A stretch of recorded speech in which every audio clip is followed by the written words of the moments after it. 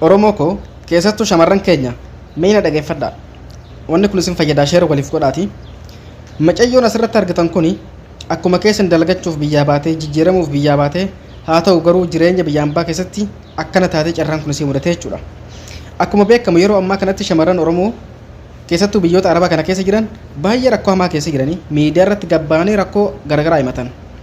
Isin garuu diqaalonni tokko tokko warri ruuziin mataan isin bahe simmeetiin mataa isin kore waan gootan dhabdaniiti gayyaatanii miidiyaa irraa ganda namaa arrabsitan amantii arrabsitan kiristaanni kana tahe muslimni kana tahe wooma buujalee jecha fokkotaa kana haasaa ooltan jechuudha. Okay? Garuu Arabni kaafa kana agartu Itoophiyaa taanaan kiristaana sin jetti muslima sin jettii fi jinnii kan beektu walumaa walitti qabdee nu jibbaa jirti jechuudha. Okay? Kana gaafan jedhummaa akkuma mucattii kanarra miidhaan gahee biyya ambaa keessatti eenyurrayyuu miidhaan gahuu danda'a.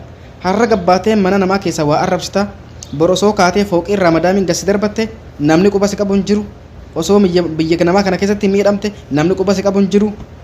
Akkana bir wanni isinaaf sooftan guututti yoo waan faayidaa qabdu waa sooftan matuma keessan isin fayyada. Yoo waan faayidaa hin qabne waan nama miidhu waa sooftanis namni isin miitan hin jiru ofumaaf miitan.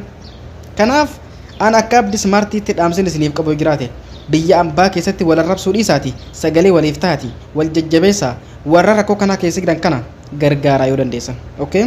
Akkuma dheengadda beektan mucattiin takka mucattii Wallaggaa heerumtee garaa ulfaatiin summii nyaachifamtee ajjefamtee biyya Suudii kana keessatti jechuudha.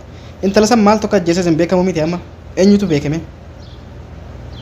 Kanaaf wanni isin jedhu jiraate waan argitan miidiyaa irratti baataniin albahinaati.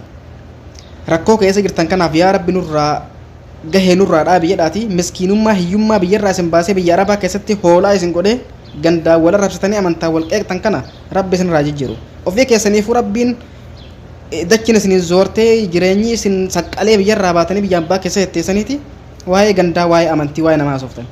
Shuxaami waa'ee kiristaanummaa fi musliimummaa maalitti beektan zim jedhaate hojii keessan dalagadhaate gara biyya keessanii gala harroota maal abboo.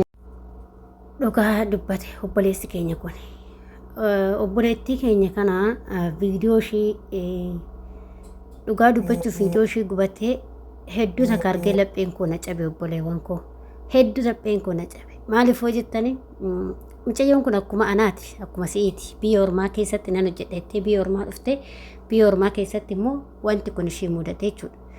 Mucayyoo kan akkuma agartanii garri tokko harka ishee akkasumatti zayitiin irratti gannamee gubatee jira. Akkuma argaa jirtanii viidiyoo mucaan hojjete irratti jechuudhaan immoo viidiyoo mucayyoo sanii fiduu hin barbaanne maaliif yookiin na adaba jedhee fiduu didee anuma mucaa kana irratti haasa'eef jechuudha. Nuti garuu guyyaatti wanti nu hojjechaa oollu wanti nu mana madaamii keessatti ta'ee waanuma biraa ta'ee miidiyaa harratti hojjechaa oollu wanta namatti hin tolle ija baqa waanuma gurra keetti dhaga'uu sitti hin tolle garuu yeroo immoo kana laaltu nuti akkanatti mana namaa keessatti gubachaa waa hedduu ta'a jireenya keenya fooyyeffanne jennee nafa keenyaa gubanneeti malee yookiin immoo namni akka waan biyyatti bashannana wayii dhufnee biyyaa bashannana wayii dhufnee yookiin biyya amantaa keenya hordofu as dhufnee waan akkasii kana warra fakkeessanii dhuguma wal arrabsaa turani kanarraa ijoollee waa barattan nuti hundumti keenyaa gizee biyyaa baanu abbaa fedhe yoo ta'eeyyuu of jijjiiruuf maatii keenya jijjiiruudhaaf asirratti garuu gaafa miidiyaadhaan amantaadhaan kutaadhaan walitti gaatanii keenya kun wal arrabsitan hedduu nama gaddisiisa. Kanaaf kaa obboloota koo wanti isin jechuu barbaade dhaamsa mucaan kun isinii kenna irratti anillee adaraa keessan amantumaadhaan kutaadhaan waliin qoodanii wal arrabsaan oolinaa. Waan jireenya keetiif baate qofaaf kaayyoo baateef qofaaf gajjedhii mataa kee qabadhu hojjedhu. Kana yoo agarte mucayyoon kun waan biraatiif hin guban jireenya ofii fooyyeffadha jettee qaama isheetiif gubatte jechuudha. Anna waddi mingalaxaan waddi bisaara. عشان هو يجي لا عادي إنها بس حتى بالسارة هوري إنها متأيون توني جرينجو في تفوي فرق جتتي مالي وام برات في متيجو نجاروم مو يجو لك نمني كينيا كافا كنتي متأيون كون قبتي أرجتاني سيمال تو ستي رقامة سي إيمان مدامي كيس جرو ميمال ما تو ستي رقامة ربي كتير واقو ما سي أوم سنجري مال تو ستي رقامة سي في كتير جتشو مال أكا ستي رقامة هم بيكت كناف وقافة بيابان وهندمت كينيا hojjennee of jijjiirra jenneeti malee waan biraatiif miti jechuudha. Hor boleewwan koo adaraa keessanii ani wanta isin dhaamu keessa warroonni keessattuu nyaata hojjettanii zayitii garaagaraa waan akkasii kanallee duraallee isin jira zayitoota garaagaraa warra hojjettan sirriitti of eeggannoo cimaa godha. Waaqayyo immoo nu eegu nuti of eeggachuu qabna, of eeggadhaa sirriitti jechuudha. Maaliif ebade hin nyaannatu nama nyaattee har'a lubbuu micoo kanas soo bahee jira jechuudha ganuma jechuudha. Maaliif hin nyaannatu nama nyaata malee namni jaalateeti miti gaafa biyya keenya gallakkisnee dhufnu hojjechuuf dhufna malee waan akkanaa hin taane jenneeti miti garuu kaammoo ajaja waaqayyoo waan ta'eef hundumaa immoo dandeessee darbuudha. Kanaaf of eeggannoo qabu godhadhaa isiniin jedha. Keessattuu ijoolleen haarawaa dhuftan kan sirriitti of eeggadhaa sirriitti of eegaa jechuudha. Waa hojjettan tokko irratti sirriitti xiyyeeffannaa godhaatii of eeggannoo cimaa godhaatii hojjetadhaa isiniin jedha. Obboloota koo kun dhaamsa kooti jechuudha. Maaliif wanti nama mudatu waan baay'eetu jira.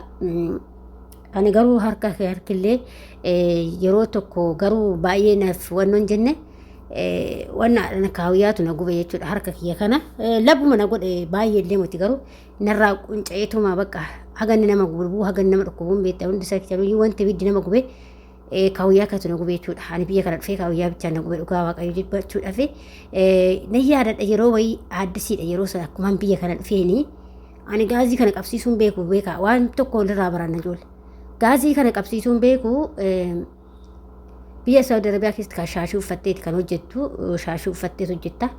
Shaashii kana uffadhee tana hojjechaa jira. Hojjedha nyaata hojjechaa jira. Nyaata kalama jalaa kana ani qabsiisanii akka afuurri baa'uun beeku. Edaawwannaan qabateetti jira. Feerni jalan qabsiisaa jira jalaa gara jalaatti na feerni jala qabsiisaa jira. Edaa feerniin kun jalaan qabatee jira. Ani immoo feerni kana hin laalle jechuudha. Akka inni qabatee jiru hin laalle jechuudha. Afuura yaa'aa jira malee ibiddi ittiin qaban. Achumaanani lukkuun feerni jala galteedhee gaafa nani qabsiisuuf ta'u laphi yoo na jedhu ijoollee dhugaa waaqayyo jechuudha. Wannaan shaashii jechuudha. Shaashiin irratti gara tokko mucaa jedhee gubatee miti iyyee shaashii sanatti darbee shaashii sun gara tokko akkasumatti gubatee jechuudha bakka. La garuu waaqayyo haa galatoomu nafa kiyya nan tudhne. Fuula kiyyallee hin tudhne shaashii isa fudhate jechuudha. Labeessuun shaashii isa fudhate akkasittiin wanta akkasittiin na mudate wanta ibidda kana ilaalle kan inni irraanfadheen ture yaadadhe waan akkanaatu na mudate jechuudha. Kanaaf adaraa keessan of eeggannaa waan akkasii kanallee gaazii bantanii to'annaa godhadha. Gaazii yeroo bantanii jettan afuurri isaa yaa'ee tol gaabettanii gaafa ibidda qabsiisuu jedhanii bal'i jedhee tokko hundi isaatu bakka afuurri sun waan yaa'aa jiruuf akkas jechuudha. Gaaziin tokko badaa jira. Tokko amma kan afuura hin baafne jira. Amma fakkeenyaaf kan amma mana keenyaa kuni kanaa miti mana duraa tokko gaadhan akkas ta'e yeroo sana addisii mana biraatiin hojjechaa ture. Kan amma immoo bakka warra hojjedhu kuni yoo banamellee hin yaa'u afuurri isaa nagartu. Afuura isaa nagartu yaa'u. Akkasuma ta'a banamee malee osoo akka mucaan kun banuuti qaata wannoota garuu afuurri isaa hin bahu maal akka ta'e hin beeku afuurri isaa banu banamee ta'a garuu uumaama afuurri isaa nagartu bakka hin bahu afuurri isaa keessa jiru gaazii akkasitti jira tokko ummaatti bannaan baannoo kenna sagalee kenneeti sirriitti sagalee kenna gaaziin tokko yoo ati bante yoo haga qabsiisoo jettu sagalee kenna jechuudha hin jira. Innaa kana kanatu nama qunnamaa kanaaf immoo of eeggachuu qabna sirriitti of eeggadhaa waaqayyo sinaa eegus hin jedha. Kunis anallee waan akkasiin kan nama mudate isinitti jechuudha. Kanaaf adaraa keessan of eeggannoo cimaa godhaa isin jedha waaqayyo sinaa eeguu obboleettii keenyas waaqayyo ishee fayyisu hedduu takka garaana nyaatte hedduu takka bakka maaliif nama jedha jetteeti malee isheen illee har'a jaalatteeti miti kan harka ishee gubate jechuudha. Innaa akkasii isin jedha of eeggannoo godhaa waaqayyo sinaa eeguu. Sinin jedha obboloota koo warra chaanal kiyya faaraatota subscribe gochuun maamila keenya ta'a warra jirtanis galatoomaa ulfaadha waaqayyo sinaa eebbisu qeeqaa fi yaada qabaattan komentii irratti barreessuun dagatinaa obboleettii koo waaqayyo si haa fayyisu.